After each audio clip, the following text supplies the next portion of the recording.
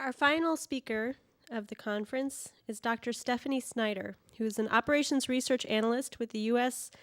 Forest Service in the social and economic dimensions of ecosystem management unit. She received her bachelor's degree in physical geography from Boston University and her master's and PhD degrees in systems analysis for public and environmental decision-making from Johns Hopkins University. Dr. Snyder's research focuses on developing optimization decision models to help land managers determine efficient strategies, understand the consequences of their choices, and identify trade-offs inherent in complex land use and management decision-making. Through this research, she facilitates more effective decision-making about how best to balance the environmental, social, and economic issues associated with natural resource planning, management, and decision-making. Dr. Snyder has developed models for selecting habitat reserve sites, open space land acquisition, and scheduling timber harvests. She is developing new models for selecting grassland habitat reserve sites and open spaces in an urbanizing landscape, as well as exploring the use of optimization models in designing ATV trail systems. Is that all-terrain vehicle? In 2005, she and co-authors received the Best Paper in Forestry sponsored sessions at the annual Informs meeting sponsored by the Energy, Natural Resources, and Environment section for their paper titled Acquisition Strategies for Grassland Bird Habitat in an Urbanizing Landscape. Today, she will be discussing several applications of OR methodology to forestry problems. Please join me in welcoming Dr. Snyder.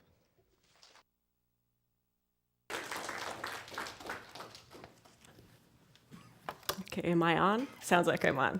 Well, I'm pleased and honored to be here today and to talk to you and introduce you to some of the OR applications in the forestry and natural resource planning and management fields.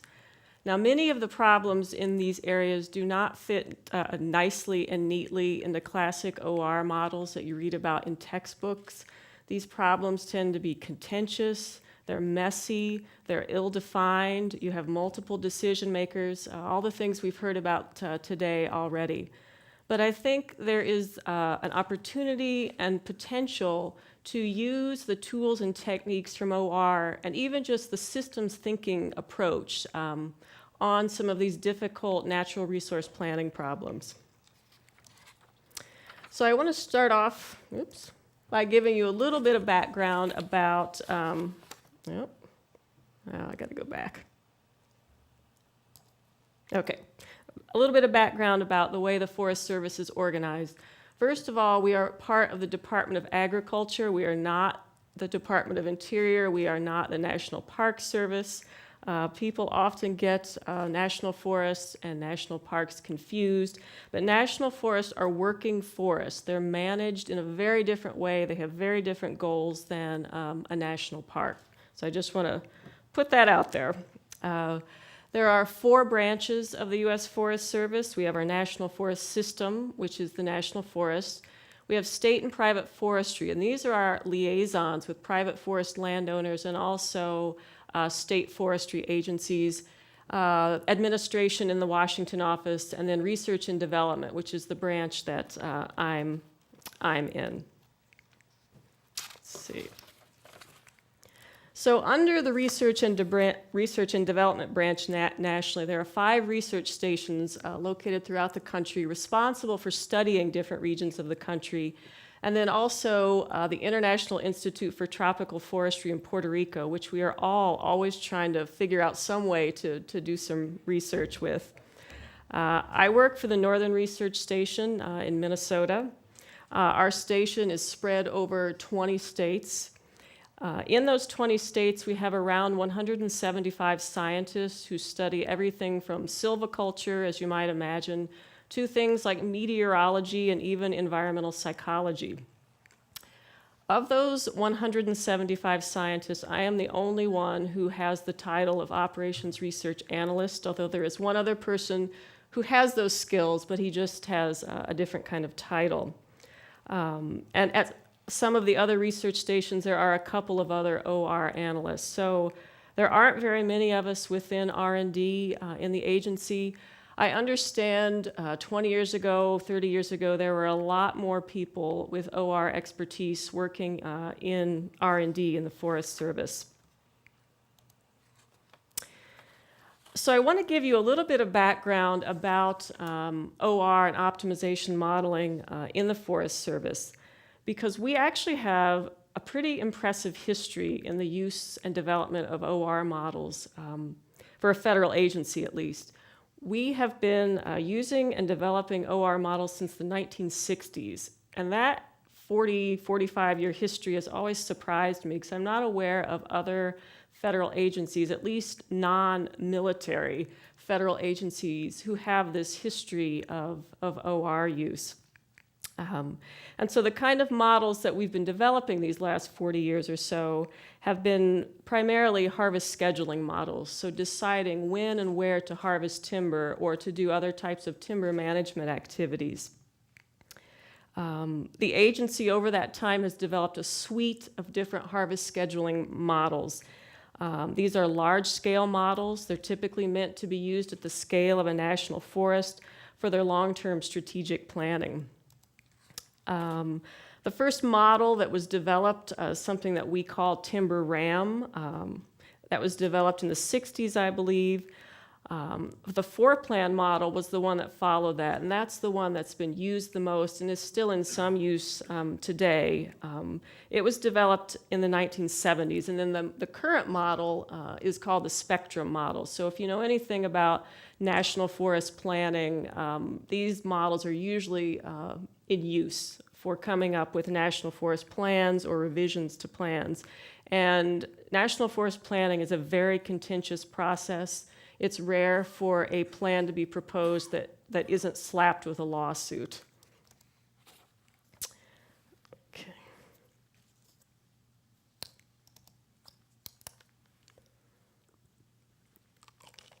So the early timber harvesting models like Timber RAM were linear programs. They were aspatial. They determined how much of a certain species or age class or type of timber to harvest in a given year throughout an entire forest. So they weren't integer programs. They didn't have discrete decision variables. You couldn't specify where within the forest that volume was to be taken out of. And so they suffered from this lack of spatial specificity.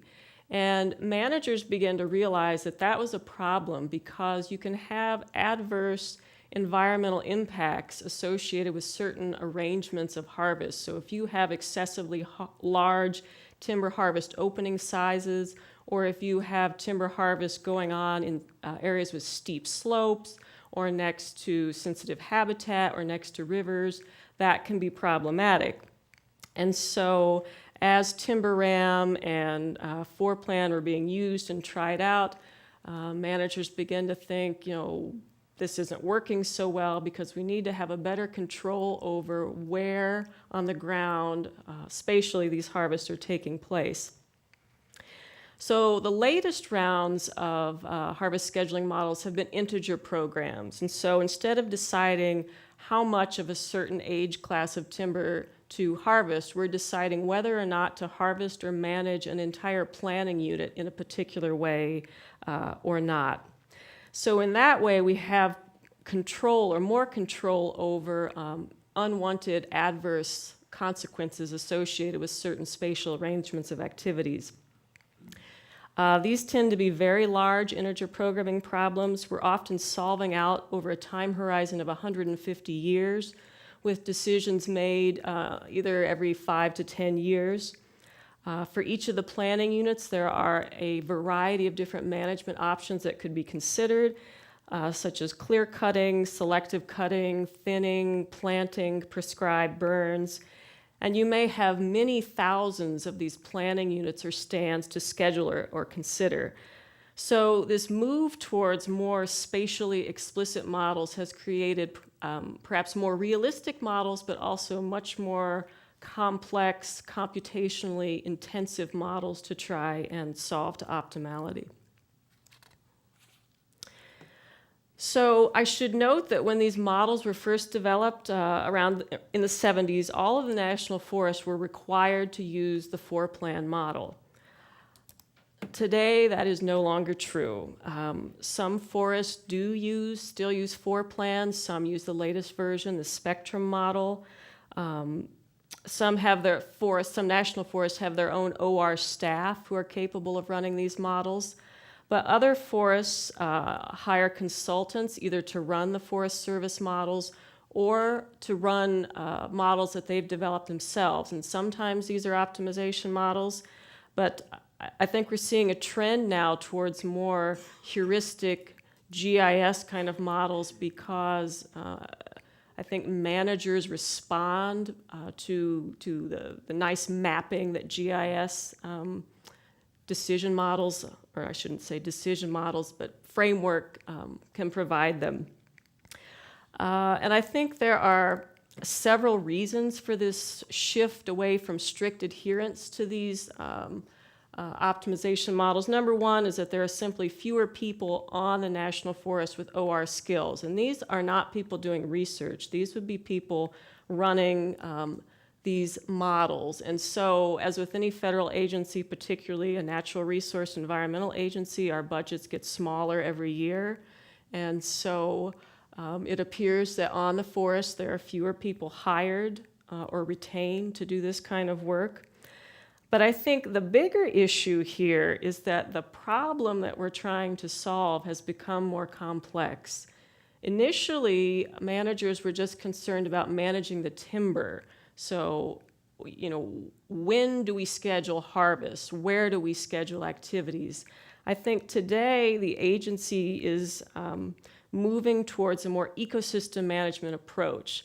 So now, instead of just managing timber, we need to worry about the ecosystem and the interactions between, okay, if we're going to cut timber, what does that mean for habitat or stream quality or aesthetics or recreation? And so, there's been some rumblings perhaps that these harvest scheduling models are too simplistic. They don't solve the problem that today's manager needs to address. So, I just point out these models because it's important to note that within the agency, there's a history and a precedence for using optimization tools, and this institutional culture that at least is aware of what OR is, or optimization models, and at least willing to consider the output of such models in planning and management decisions. There's a gnat flying around my head.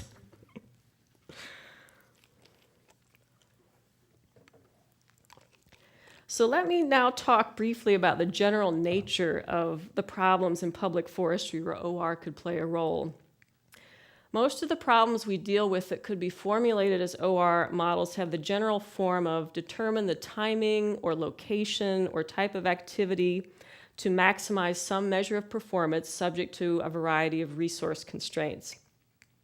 And the actions we consider include things like harvesting, when and where to set prescribed burns, where to remove undergrowth, where to create a new hiking trail, when to deploy wildfire crews. Measures of performance that we're interested in optimizing are not typically well-defined economic outputs. So we're not typically interested in maximizing revenue, minimizing cost we are interested in, but we often deal with biological or ecological objectives such as maximizing harvested timber volume, minimizing wildfire risk, maximizing species viability, maximizing trail user satisfaction. So the bottom line here is that we're often dealing with messy, ill-defined problems. They don't fit neatly into these classic models you read about in OR 101. And also, national forests are managed for the good of the people, and the people are not a homogeneous entity. People have widely ranging and very passionate views about how national forests should be managed and who should be allowed to do what on the national forest. So that kind of goes along with the whole lawsuit issue and contentiousness. And so, these are not easy problems to try and fit an OR framework around. And as the other speakers have mentioned already, figuring out what the problem is that you want to solve or can solve and then framing it in an OR fashion is difficult. Certainly not every management problem can be modeled as an OR problem or solved as an OR problem. And it's also very important to work with collaborators in other disciplines because, as you can see, we cover a variety of ecological and biological and social science issues with the problems we address. So while there are many problems in the general forestry and conservation and land use management areas where I think OR tools and techniques could play a role, I want to talk about 4 in particular today. And first, there's still a lot of ongoing research today on developing harvest scheduling models, especially the problem of timber harvest scheduling with these spatial restrictions, these spatial constraints. And I should say that it isn't just Forest Service scientists who are working on these models. There are a group of academics who specialize in forestry OR and also consultants in this area. And so we've got a group of people who regularly attend Informs meetings. And you will always find talks in our forestry sessions at Informs on timber harvest scheduling with spatial adjacency constraints. I mean, sometimes we get tired of listening to each other talk about this one problem, but it's not going away. The second area that I want to talk about, as many of you are aware, particularly those who live here in the West, wildfires have been a major problem in recent years. The Forest Service is one of the primary agencies tasked with fighting fires and reducing wildfire risk. So as a result, there is a very strong interest in developing decision support tools that can help us in fighting wildfires, in reducing risk, in better mobilizing wildfire fighting resources. And then the agency is also very concerned about dealing with invasive or non-native species that come into forest ecosystems, because they can cause significant financial, ecological, aesthetic problems.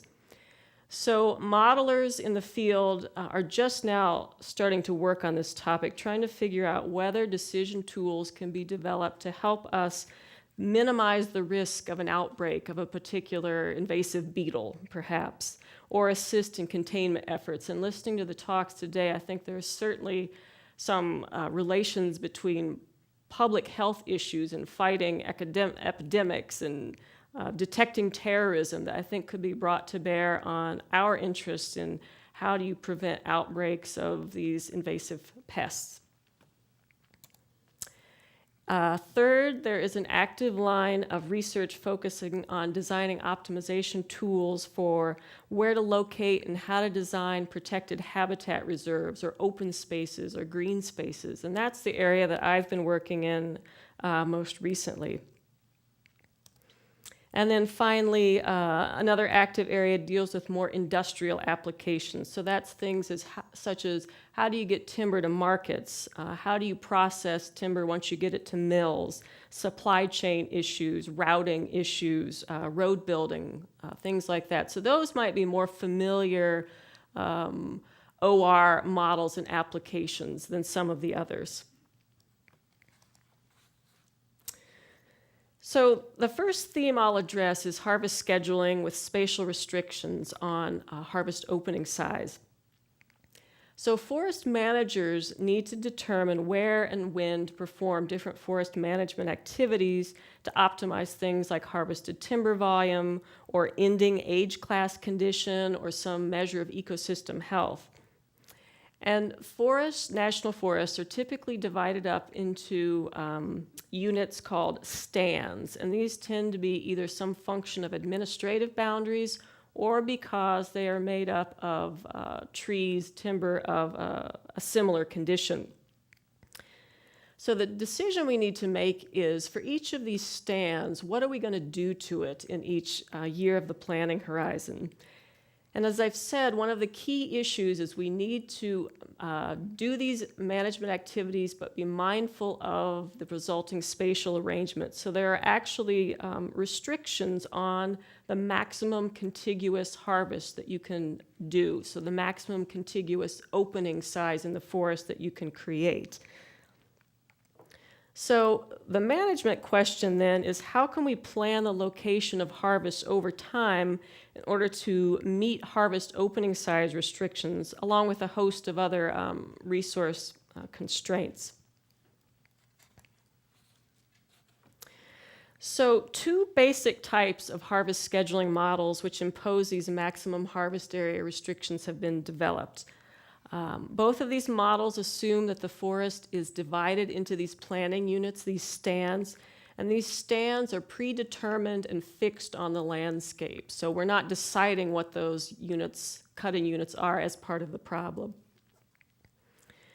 So the unit restriction model assumes that the stands are about the size of the maximum allowable harvest area, so that harvesting any two adjacent stands would violate this maximum harvest opening size. And so these restrictions are modeled through what we call harvest adjacency constraints. And like I said, if you spend any amount of time in the forestry OR literature, you're going to see lots of papers, lots of references to these unit restriction models and the area restriction models and harvest adjacency constraints, and how do you efficiently write these adjacency constraints. So the other way of thinking is what's called the area restriction model, and that assumes that the stands are smaller than the maximum allowable harvest size, so that cutting multiple adjacent stands at once does not necessarily violate this maximum opening size. So as a result, some adjacent stands can be simultaneously cut, and this area restriction model is much harder to solve, much harder to address than the unit restriction model. So I just want to illustrate here in a toy example the difference in thinking between a unit restriction and an area restriction model. The top figure is just a toy example of a forest divided up into these stands. And if we assume that all of the stands have an area of around 10 hectares and that the maximum allowable harvest size is around 10 hectares, then we have a case of the unit restriction model where no two adjacent stands can be simultaneously harvested. So the middle box represents a feasible solution to the unit restriction model, where the dark areas are the stands that would be harvested and the lighter green would not. And so you notice that there are no two adjacent stands scheduled for harvest. If, however, we assume that the maximum allowable opening size is 25 hectares and all of the stands are around 10, then we can harvest some adjacent parcels. We just can't harvest any three mutually adjacent stands. So it's just a stylized example just to illustrate the difference in thinking when approaching these harvest scheduling models. So the constraint sets designed to enforce these opening restrictions are called harvest adjacency constraints. And as I've said, a lot of attention has been focused in the field on how to develop efficient specifications of these constraints. I did a quick check before I came here in the literature, and there are no fewer than 14 different types of specifications of these harvest adjacency constraints. So here's just one example. The simplest way to enforce these adjacency restrictions in a unit restriction model is to write a set of constraints for every two adjacent parcels, restricting the harvest to at most one. So this is what we call pairwise constraints here on the right. Well, through the years, researchers have developed that there are much more efficient ways to develop these constraints to represent the conditions. So an alternate way to enforce the same conditions is to write what we call clique constraint, which is writing one constraint around the largest set of mutually adjacent parcels, limiting the harvest to at most one. So the two sets of constraints enforce the same conditions, but obviously you need fewer constraints with the clique version versus the pairwise constraint version. As I've said, these harvest scheduling models can be very large problems, and so the reason that there's so much interest in this is that we're looking for ways to make the problem size smaller. We're looking for more efficient specifications of the problem. And as I've said, if you've got an interest, if you develop an interest in forestry OR and you start looking through some of the journals like Forest Science, you're going to see many specifications of these harvest adjacency constraints.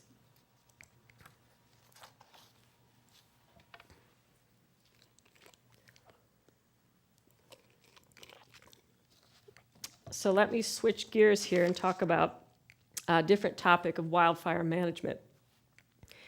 If it seems like wildfires are making the news more often these days, it's because they are. We've had some spectacularly bad fire years over the past decade, and it's not due to the fact that they're just getting more press. It's due to the fact that the fires are getting worse, they last longer, there's more of them, they cause more damage. And that's due to a variety of things. One is that the average size of wildfires is increasing. The cost of fire suppression is increasing in the U.S. The fire season is coming earlier and staying longer. This is due to a variety of things, climate change, years of thinking that all fires should be suppressed. And so, we've done that for decades. And so what we've done is created very flammable conditions in many forests. So when a fire does start, there's all this fuel in the underground, underbrush, because we haven't burnt it out in the last few decades. And another reason why wildfires are becoming so difficult is that we're having more and more people moving into what we call the wildland-urban interface. So people building their vacation homes or even their permanent homes in wooded areas or the edges of wooded areas. And that makes the job of wildfire fighting much more difficult because now people have to go in and worry about saving lives, trying to protect people's homes rather than putting out the fire in just putting out the fire in the forest. So since around the 1960s, OR scientists have been working on strategic and planning problems in relation to wildfire prevention and suppression. But there hasn't been the development of these corporate Forest Service models like we've seen with the harvest scheduling models. Obviously, there are some shared characteristics with municipal firefighting and some of the OR tools that have been developed through the years for locating fire stations and how to deploy equipment and how to deploy crews certainly has relevance to what we're doing here. But when you're dealing with wildfires, you have some additional challenges. One is that they tend to be spread over a much larger area than in municipal firefighting. You don't have a standpipe, a fire hydrant in the middle of a forest. As I've said, you've got to worry about houses and people in the midst of these often remote areas. And so it's challenging getting water, getting crews, getting equipment to the site, particularly in these roadless areas with difficult terrain. So there's a very active line of research, and we definitely need more people working in this area of how can we bring the tools of OR to bear on wildfire suppression, wildfire evacuation planning, wildfire prevention. Now, on the flip side, people often vilify wildfire, all fire. But in reality, fire is a natural component of many forest ecosystems. It's a needed component in order to maintain a healthy ecosystem.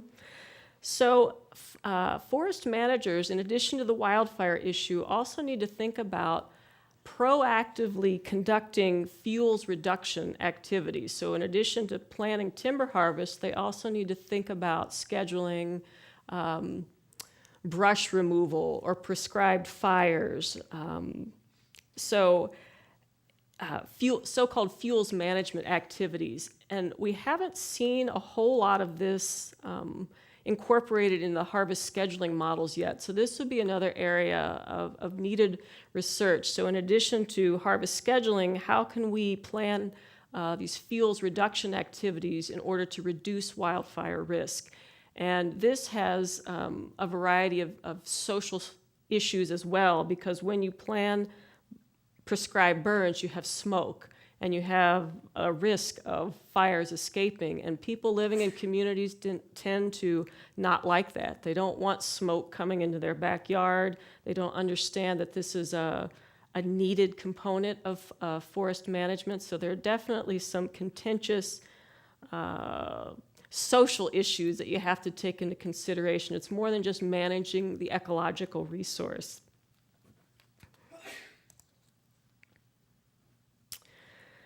So one area in particular in the wildfire management arena is in the location of initial attack resources.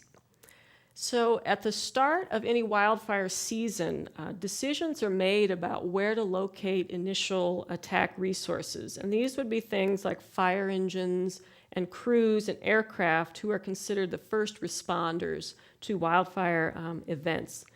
And their job is to go in quickly and try to prevent a fire from escaping, so contain it, put up fuel brake lines. And these crews are highly mobile, so they're often relocated throughout the fire season to different parts of the country as new fires pop up. But there are definitely decisions made at the beginning of the fire year, or where are we going to home base these resources? And you want to try and figure out where wildfires are likely, so you've got crews that are fairly close to where you think they need to be deployed. So decisions of basing and dispatching are made to minimize the number of escaped fires subject to resource constraints, and then uncertainty about the number, the location, the intensity, the duration of fires that may demand attention over the coming fire season. And it's kind of a circular definition of what an escaped fire is. It's a fire that has exceeded or expected to exceed initial attack capabilities. So only a small percentages of wildfires in a year do escape, but it's that small percentage that causes the majority of the damage and the death and destruction of homes. So there's a strong desire to get in there, get those initial attack resources located in the right place so they can quickly deploy and beat the fires back before they become escaped fires. So the wildfire community has developed what it calls a standard response for a given fire intensity and size. And there's probably something similar in the municipal firefighting science. So it's the number and type of crews and equipment which should be able to contain a fire of a given size and intensity. So given this, then the OR problem to solve is where to locate suppression resources at initial attack bases and dispatch them to fires to minimize the expected number of fires that do not receive a standard response, and then subject to a variety of issues of uncertainty about fire location and intensity and resource constraints. And we're just starting to see applications of modeling and decision support tools in this application area of wildfire management. And another OR application along the same lines would be in wildfire evacuation planning and modeling. And there are a few people doing that, but there's lots of room here to get other people involved. And I hope today sparks some of your interest in taking on some of these important environmental, natural resource planning problems, because I think OR has a lot of potential, but we need a critical mass of people working in that area to get some things done. And this is just a great example of one of the logistical challenges associated with fighting wildfires. This spring in northern Minnesota, in the Boundary Waters Canoe Area Wilderness, we had some wildfires break out. And this is a roadless wilderness area that's designed for canoe recreation. So we've got hundreds of lakes like this that are separated by small islands, small pieces of land. And so you canoe from one lake to the other. At the end of the lake, you get out, you portage your canoe and your camping stuff, and you walk until you get to the next lake. And so when the wildfires broke out, this is how they had to get some of the fire crews in. These poor fire people had to carry all their equipment, from lake to lake.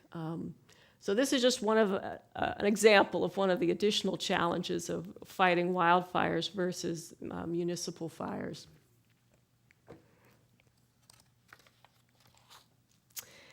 And as I said, fire isn't always bad in the forest. Fuels management is the modification of timber or forest fuels to reduce wildfire risk or the magnitude of a potential fire, or even to create some desired ecosystem conditions.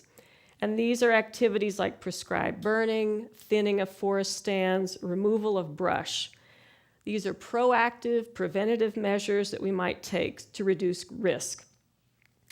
So the OR problem here, this gnat, I'm gonna kill it, is to develop a formulation and a solution method for determining the optimal sequence of management activities, including fuel treatment and timber harvest, where fire risk is related to the stand structure and fuel loads. And this is actually a new area where very little has been published on it.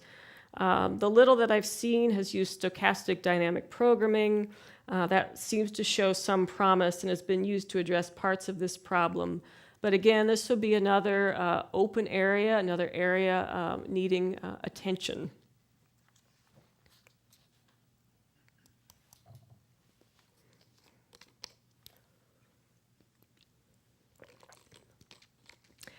So I want to talk briefly about invasive species management. This is a topic of great concern to the agency as well as some other federal and state agencies. As a result of factors like globalization, landscape change, climate change, we're starting to see the introduction of more non-native invasive species or pests that can have serious financial, ecological, aesthetic impacts on forests. Here's one example. This is the emerald ash borer. People think that this is a species of great current concern, and people think it was introduced from China in wood shipping crates on container ships. And they were introduced on the East Coast, and you can see over the last few years they've been slowly spreading across the country, and they can decimate large areas of ash trees, which are important trees in the urban forestry landscape. And the OR forestry community is working to develop tools that can help in this problem area. And again, this is another area where we're just starting to see some things published, just starting to see people working on it. Invasive species management can be divided into three broad categories. There's prevention, there's detection, and there's control. And just like some of the public health examples we heard about. Prevention aims to exclude the arrival and introduction of pests into non-native ecosystems, and practices here would involve searching and eradicating pests at their point of arrival, and this would be things like ports, border crossing, checking wood pallets, checking piles of lumber. Detection strategies include searching for the pests that are introduced and possibly established in the ecosystem already. And the idea here is to find them quickly and when their population and damage levels are relatively small, thereby preventing further spread, preventing further damage. And then control strategies involve mitigating the effects of a well-established pest using methods to slow the spread. And I'm really interested in getting involved in this area, working in this area, so I'm interested in learning from you about some of these public health, epidemiological connections. So key questions that an OR analyst can address in this area is how much effort, how much money, how much time should be expended on prevention, detection, and control? And further, how should resources be allocated among these three activities? Where can we find the most success? Does it make sense to put all of our money up front trying to prevent pests from getting in? Or should we be focused on, okay, let's find where they already are and try to eradicate them? And so that's something that the agency is wrestling with right now. And then other issues, where and when should these activities take place over time? And the important objectives that we're interested in addressing are how can we reduce infestation risk, reduce the risk of outbreaks, maximize detection of pests, reduce impacts from infestation. So again, if this is of interest to you, I would urge you to think about this problem, because we need people working on this, and it's an important issue, not only in the forestry community, but also in agricultural community.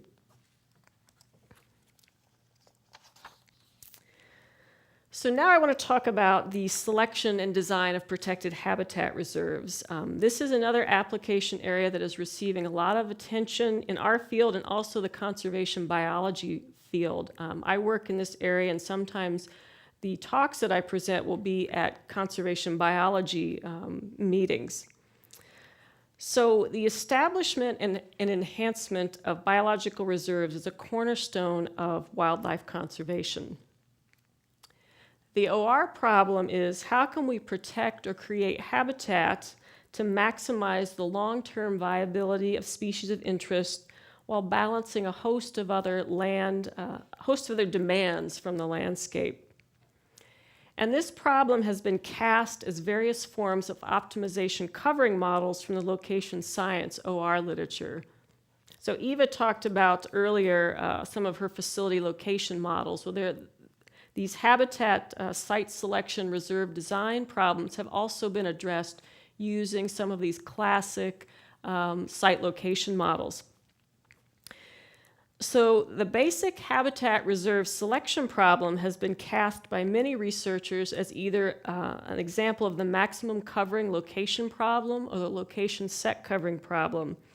These are classic models from the location science literature. And when you apply these covering models to facility location applications, you're typically locating facility types to meet service demands. So you're locating fire stations, water treatment plants, warehouses, so that people are covered. They're within some service demand, within some certain time to access a station. And so a service demand is considered covered if it's within a specified distance or time standard. When you apply this kind of modeling framework to habitat design, what you're doing is you're locating or selecting land parcels for habitat in order to provide protection or coverage to species that are in those parcels that you select. And a great article was written a few years back that's referenced here at the bottom of the slide in the journal Environmental Modeling and Assessment, which draws parallels between the field of location science and in particular some of these classic coverage models and habitat reserve selection and design. So if you're interested at all in this topic, I'd recommend that you take a look at this paper, because it's a good introduction, a good accessible way to get into this problem area. And here they defined 5 different classes of location models that have been or could be applied to the habitat reserve selection problem.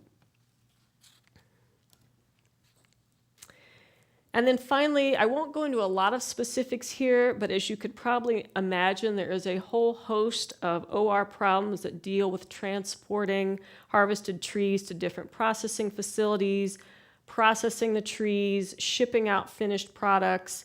And these would be things like routing problems, transportation problems, warehousing problems, inventory, supply chain, and perhaps more familiar classic OR applications than in some of the other areas I've talked about. But even as a public sector agency, we harvest timber, and we don't want to be foolish or inefficient about it. So we also think about some of these problem areas as well. Although you would certainly find large timber forest management companies, people like Weyerhaeuser, they hire OR people to do models like this, OR work like this.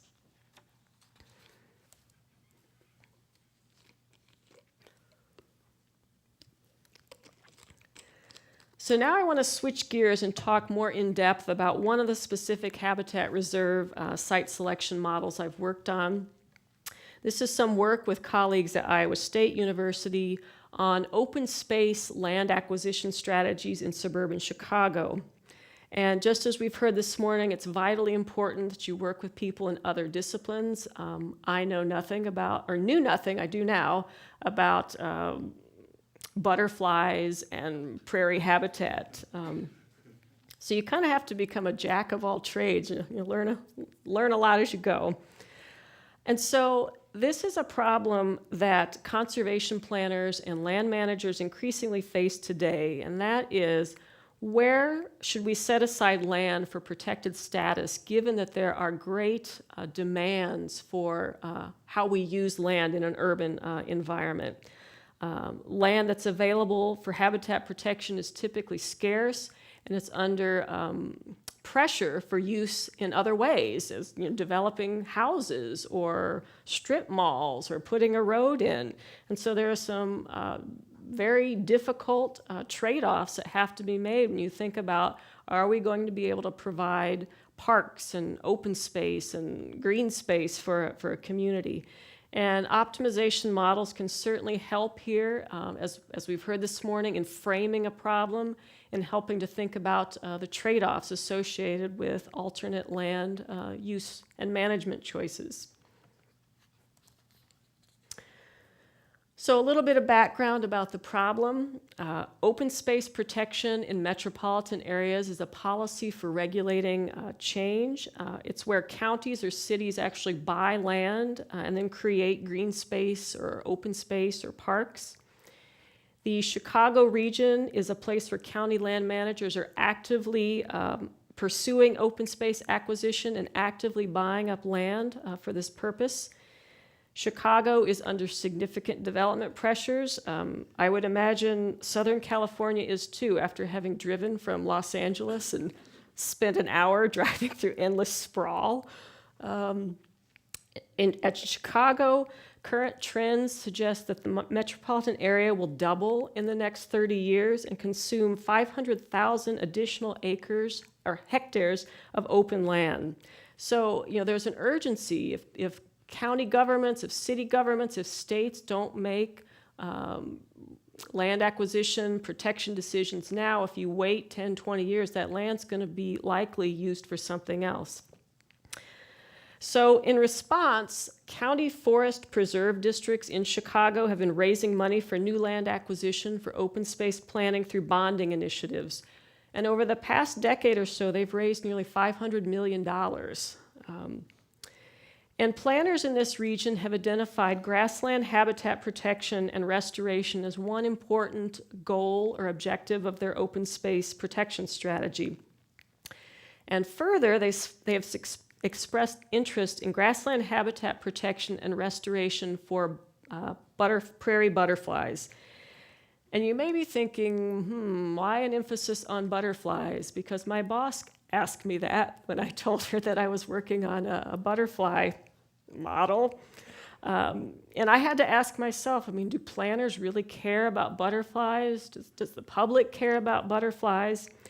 And as I found out, butterflies are actually one of the most studied species or animals in landscape research.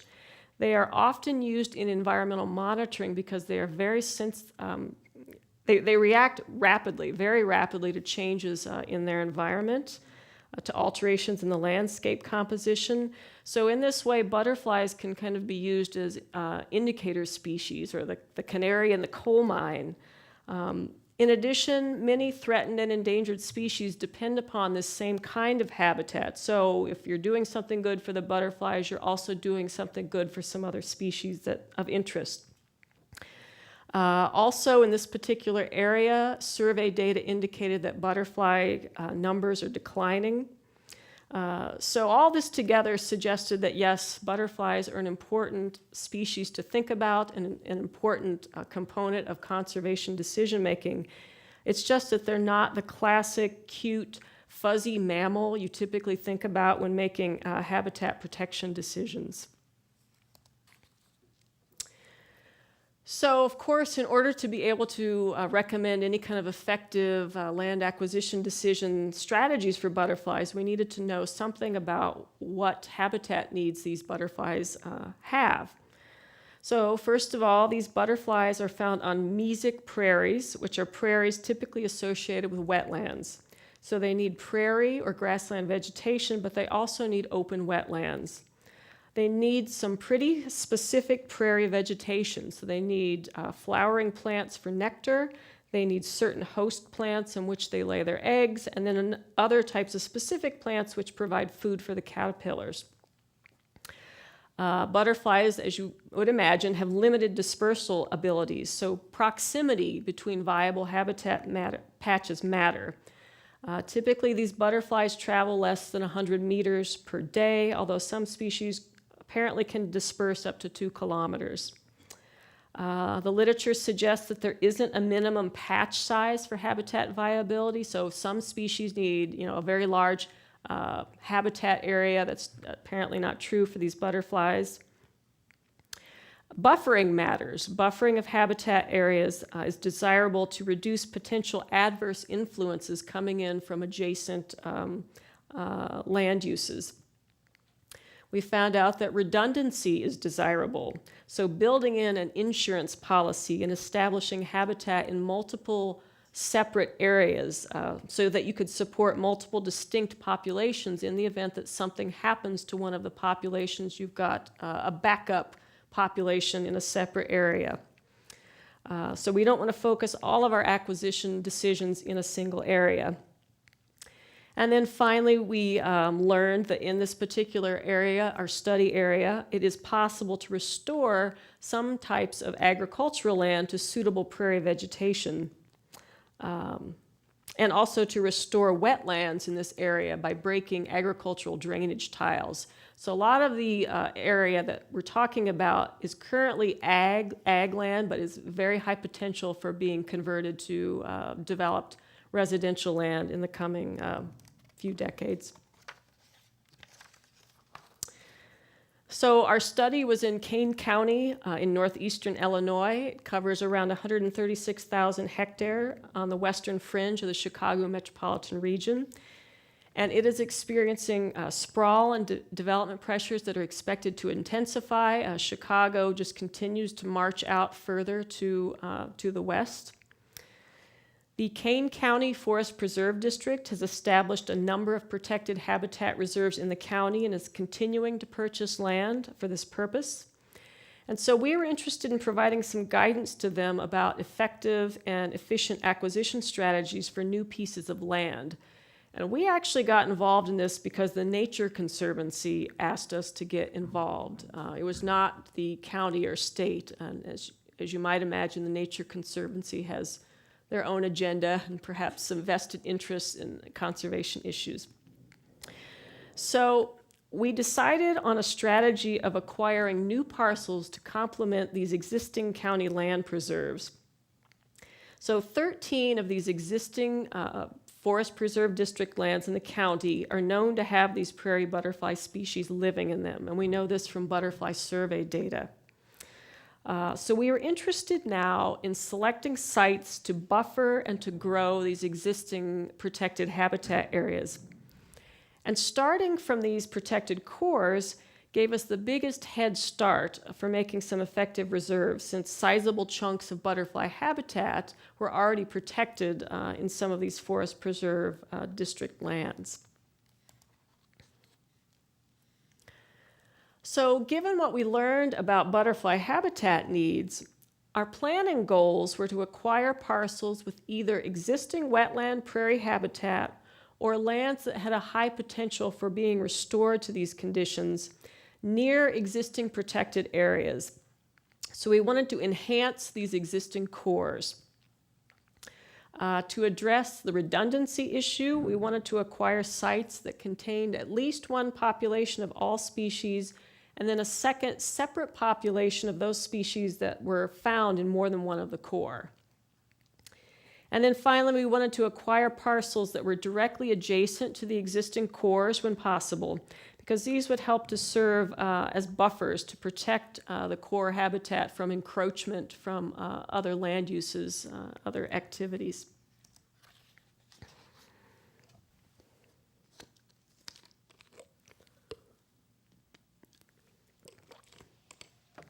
So this slide shows the location of the 13 existing protected forest preserve areas within the county, which could serve as cores for the butterfly habitat. And 19 different butterfly species are known to be present in these cores. And Chicago is to the right. So we developed a two-stage modeling approach. In the first stage, we decided to identify a subset of these 13 existing cores around which to focus land acquisition decisions in the second stage of modeling. And we decided to do this because we thought that if we allowed acquisition decisions around all 13 of these cores, it might have resulted in a habitat system that did very little to actually contribute to conservation goals, given that we were dealing with limited conservation funds. So even though trying to grow 13 cores might not seem like a lot, $50 million in a year for conservation decision making does not go very far. So we wanted to hone down this set of 13. We also made the assumption that butterfly species currently present in the existing cores would not persist long-term unless additional habitat parcels and wetland complexes close to the core were also protected and restored. And we based this on the fact that butterfly survey data here indicates declining numbers of these butterfly species in the cores over the last 10 years. So we've got good data on butterflies in the cores. So because these species numbers are declining, it appears that the existing reserves are not adequate to maintain or increase numbers of these species. So that was kind of the impetus for, okay, we need to do more around these cores, these existing reserve areas. Let's see. As I said, one means of providing for long-term persistence and viability of these species is to ensure that multiple populations of each species exist. So given this, we wanted to select cores that would promote the protection of two separate populations of each of these species as a means to improve the long-term odds or viability that these species would continue to persist into the future. And there's application in what we did here to these classic location set covering problems. So these are the only equations that I'm going to show you. I was worried before I came that I didn't have enough equations, but since my other co-speakers didn't have lots, I think I'm okay. So to identify this subset of cores, this first stage of modeling, we solved an example of the species set covering problem, and that's an application of the location set covering problem applied to habitat reserves. So somebody in our field has gone off and named this the species set covering problem. Again, we wanted to identify the smallest number of cores that contained at least one population of each of the species and a second population or a backup population for those species that were known to be found in more than one of these cores. For some of these butterflies, there was only one population. They were only found in one of these cores. So the best we could do is focus on that one core in which they currently exist. So in this modeling step, we were identifying the smallest number of these priority cores, and then we would use this subset in our second stage of modeling to actually make some recommendations of what land parcels to actually select.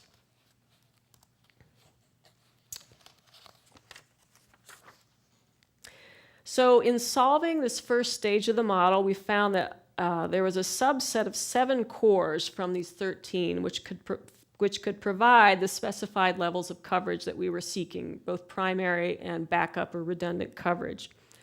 So here's a map illustrating the location of the priority cores and their location within the county, along with the eligible parcels that we were then going to consider for acquisition around these cores.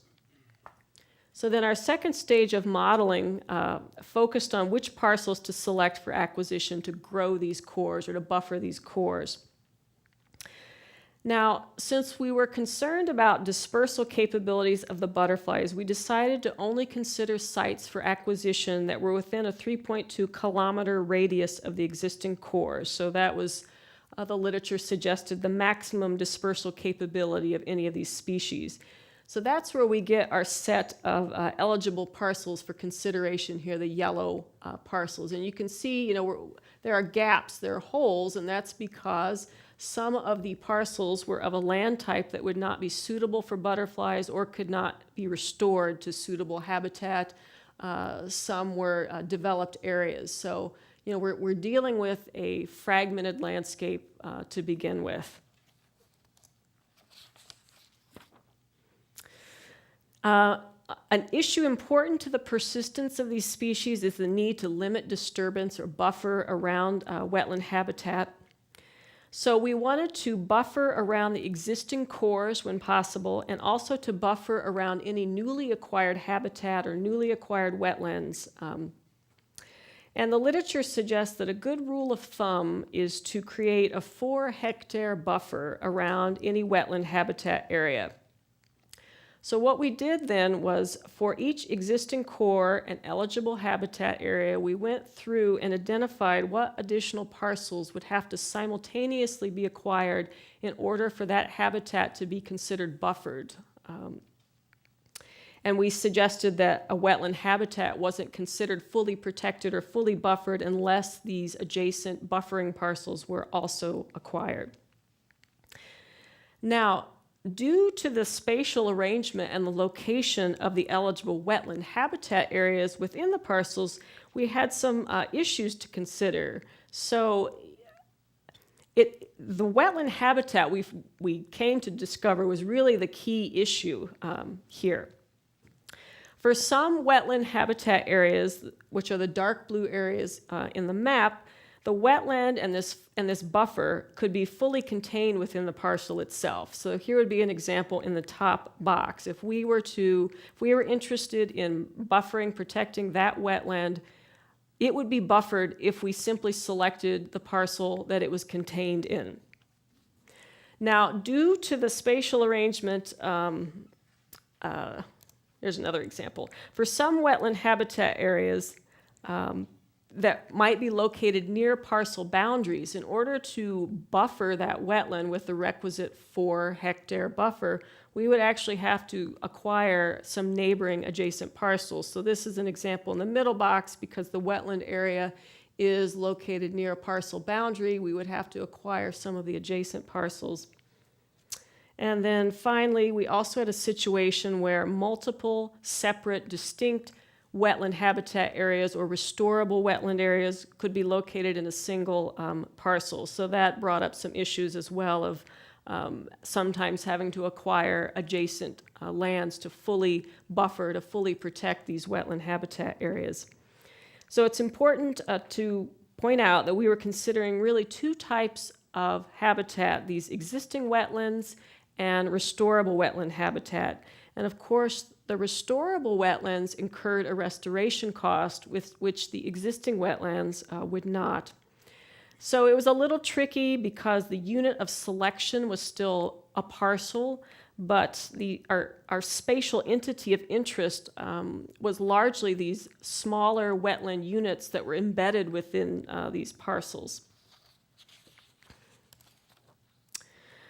So we developed and solved several second stage models to optimize acquisition of parcels around these priority cores. The first was this model, which was a single objective model to maximize the area of fully protected buffered wetland complexes or wetland habitat.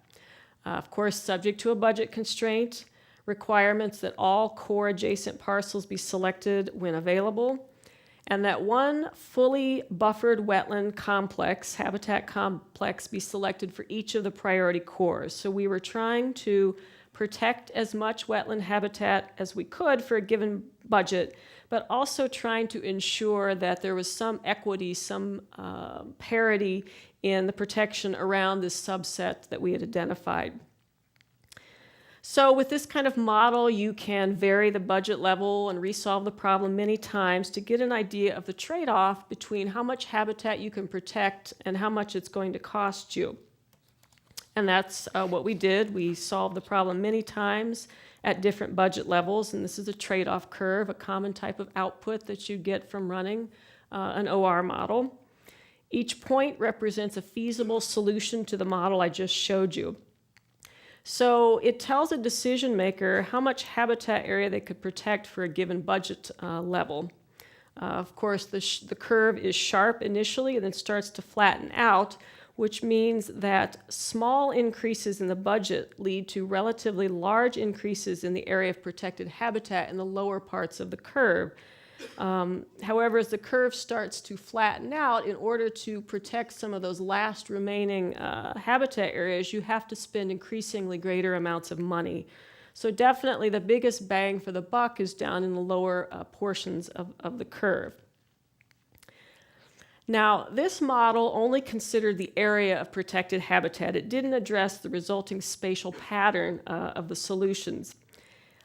So given that butterflies have limited dispersal capabilities, we also wanted to explicitly consider some measure of proximity of newly selected habitat to their closest existing core, with the assumption that new habitat closer to existing cores may help increase persistence of these species. So we developed a second model that allowed us to consider both area and distance of these newly acquired parcels to core habitat. So we developed this two-objective model that minimized the cost of parcel acquisition and restoration and minimized total pairwise distance from the newly selected wetland habitat to their closest cores. And this second distance objective was kind of a proxy for minimizing fragmentation of the habitat. And this model included all the same constraints as in the earlier model. And we used the multi-objective weighting method to solve this type of problem, where you give a preference weight to each of the two objectives and you vary the weight and can resolve the problem many times to get an idea of the trade-off between these two objectives. And so here are two different trade-off curves for two different amounts of protected wetland habitat. So that was a constraint in the model. We specified that a certain amount of wetland habitat had to be protected in each of these model runs, and we could vary what that amount of habitat area was. So the top curve corresponds to protecting 660 hectares, the bottom 425. And these roughly correspond to $40 million and $50 million respectively, which is the amount of money that the county would likely consider for habitat acquisition in any year. And so these curves show what some of the feasible solutions might be and the associated trade-offs for different amounts of protected area and different weights given to the two objectives. And again, you could present this to a decision maker and they could get an idea of what they could achieve for different budget levels, and also different amounts of protected habitat area. The curves have a convex shape in which total distance drops as cost increases. So in other words, you have to pay more to get more compact allocations. So that suggests that closer parcels or closer wetland habitat are somehow more expensive. Points A, B, and C here correspond to three different solutions I'm going to talk more about on the next slide.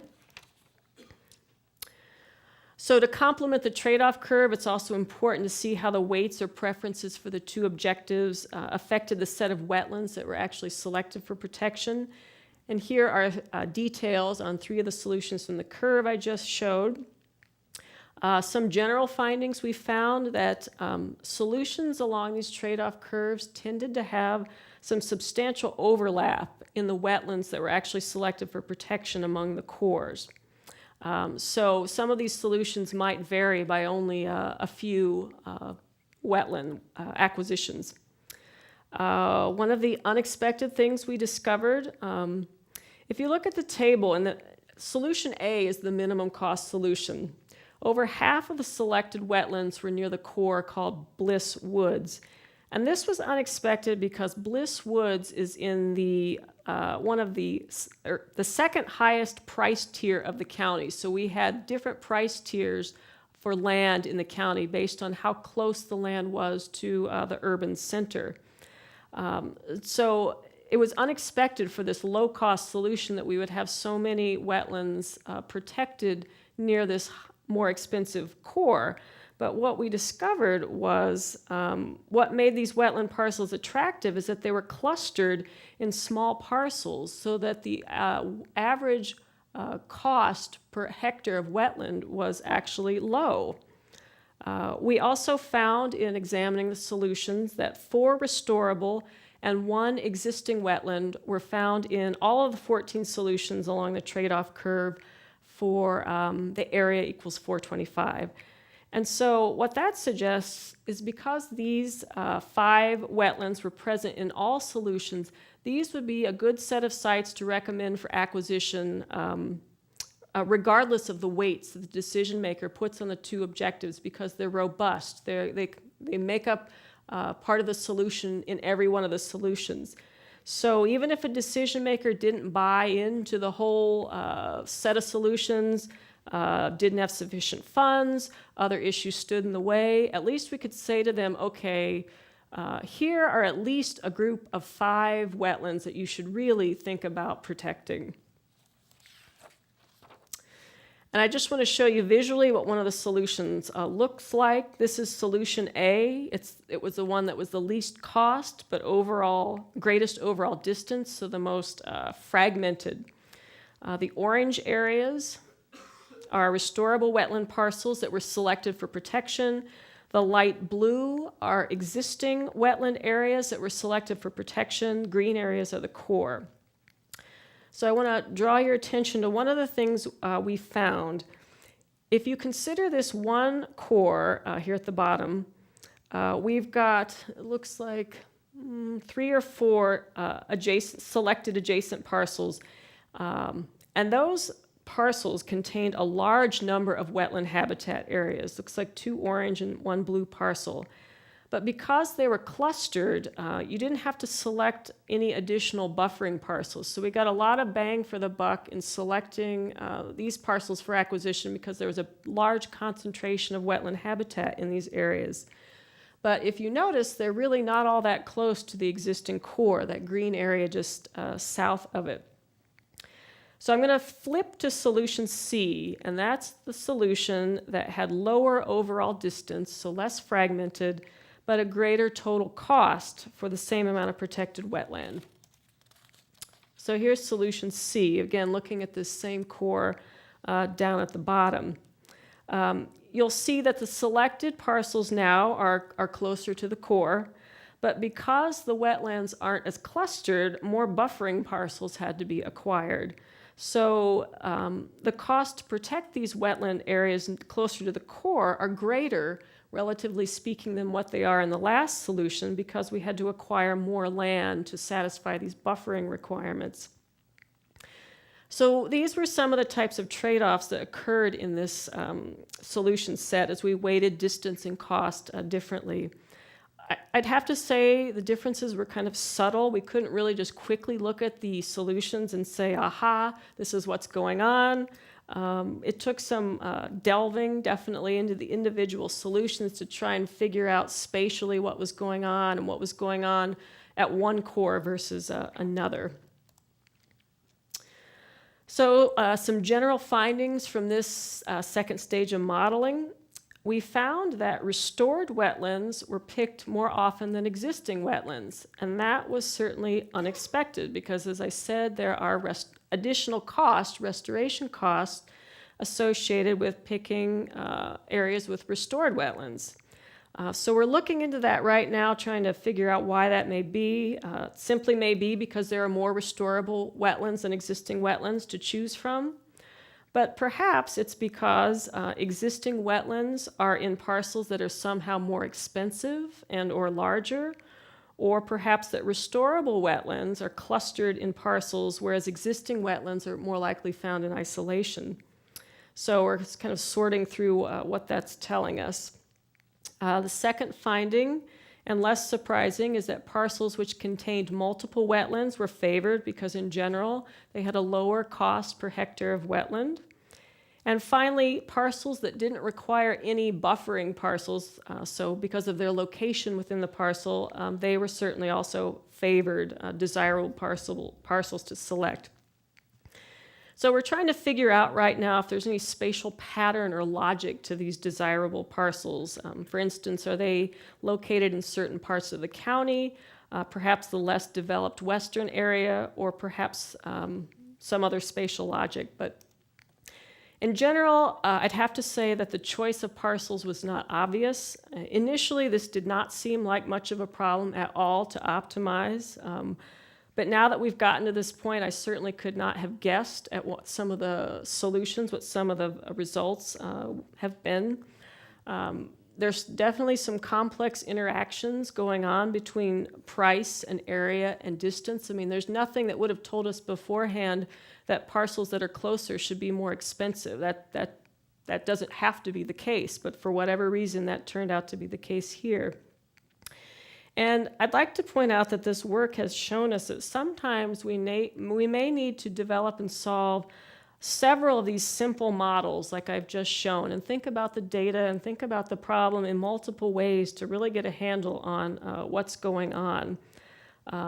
As others have talked about, data is so messy. We spent far more time, order of magnitude more time, trying to get the data in the right format than we did developing the OR models themselves. Because, I mean, these are not, complex OR models that I've showed you today, but there were days where I thought this would never happen just because we couldn't get the data and we couldn't get it in the right format, and there are all kinds of issues. So do not underestimate the difficulty of working with real data and working with county agencies and the like. So to wrap up this example, as I said, we're trying to work through right now what the results may be telling us. If protection for butterfly species was the only acquisition goal, then I think we've provided some viable alternatives for the planners to think about. But certainly acquisition strategies for butterfly species is definitely not the only goal that they have. So it would be very interesting to see how optimal strategies would change as we factor in other resource habitat needs of other species. And certainly there are many much more sophisticated treatment of fragmentation or contiguity or compactness of habitat that could be developed. And there's a group of people who just work on spatial design issues in habitat site selection models. So that's another active area. And just to wrap up, I hope I've given you a flavor of some of the type of natural resource environmental problems that planners face and where OR might help. I've only scratched the surface here. I mean, there's a whole field, a whole discipline of people working on this. We've got a good group of people who work on this. We typically go to Informs meeting every year. Every 2 to 3 years, we organize an international meeting called the Symposium for Systems Analysis and Forest Resources. So if you've got an interest in these topics, I'd encourage you to attend one of these meetings. If you're coming to Informs in Seattle this fall, I think we have around 6 or 7 forestry sessions. We're certainly very interested in getting new people involved in some of these application areas. So I appreciate the opportunity to talk to you, and I hope I've sparked some interest.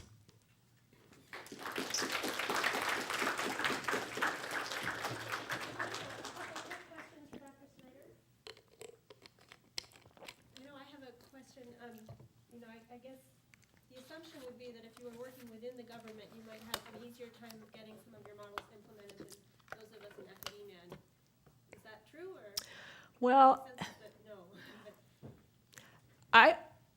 I pointed out the difference in how the Forest Service is organized for that very reason. The national forests, where things actually happen, where trees get cut and management decisions get made, are separate from R&D. So they view us as very academic and disconnected. So we're probably a small step up above from academics.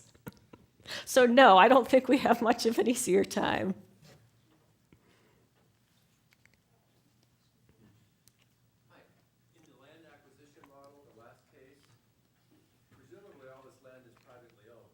Some is. Some could be state forfeited or. Okay, but if it's privately owned, the owner may or may not want to sell it. Exactly. So how does that figure into all this analysis? That is an important point. And that actually is one issue we had with the data, is that the county was willing to give us parcel data, but they're very concerned about us publishing anything that would identify individual parcel data for fear somebody would read it and say, aha, the county wants to take my land. So yes, it's kind of a stylized example, but there are other management activities that could be considered other than acquisition. It could be a matter of easements on somebody's land, or convincing a private landowner to provide a buffer around a wetland or to not drain their wetland. So yes, I mean, it's a very valid point that private landowners may not want to sell their land, or if they do, they're going to want an exorbitant fee for it.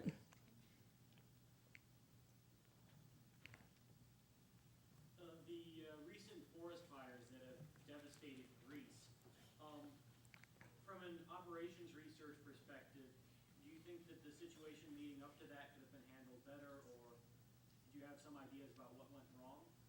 Well, I think they face the same problems that we do, very high wildfire risk and probably lots of fire suppression and not a lot of fuels reduction. So it's just another example of what happens when you don't proactively, actively manage to reduce wildfire risk. And I don't know anything about their deployment strategies or initial attack strategies, but I suspect they're similar to what we deal with here.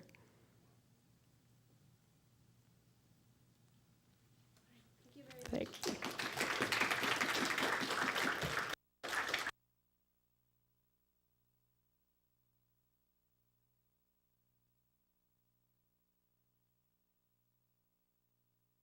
Graduate students in the audience and faculty members that might be looking for interesting research topics, and so I thought maybe an open discussion of other areas where some OR expertise could be valuable would be an interesting discussion to have. So I guess the question that I'd like to throw out to everybody is, we've seen several different topics today, ranging from public health and bioterrorism and environment, and yesterday was aviation and infrastructure. What other emerging areas could benefit from OR expertise?